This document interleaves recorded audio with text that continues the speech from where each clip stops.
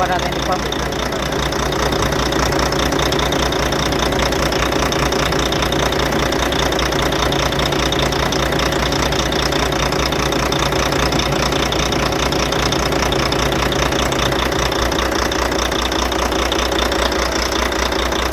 Ganoon pa rin. So wala sa pump yung problema nito. Malamang yung may problema nito injector. Merong injector na patay rito, kaya palyado at mausok.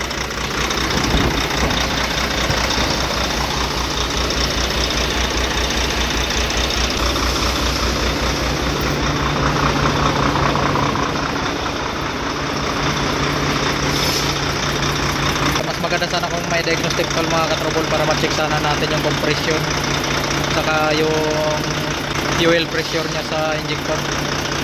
Kaso lang hindi pa dumating yung in-order ko na attic tool, kaya i-check natin to ng mano-mano. Isa-isahin natin yung mga possible cause.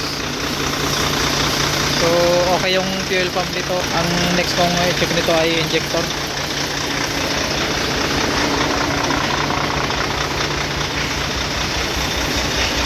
Ito nga pala ay Volvo FH mga katrobol, 2014 model. Walang malaking gulong.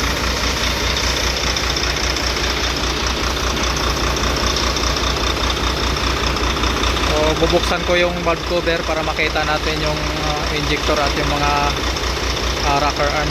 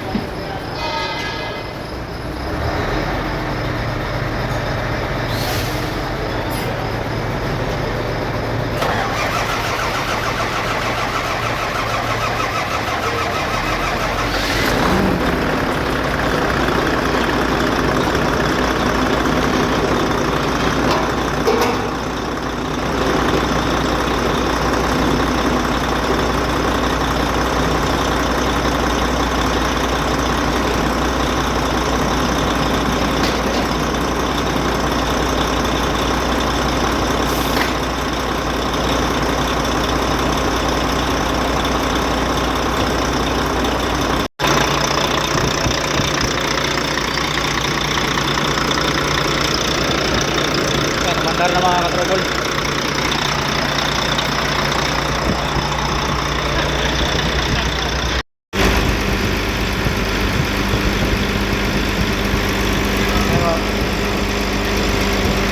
mga katrobol, wala na.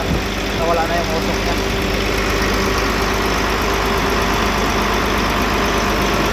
At okay na yung okay na rin yung andar niya mga katrobol.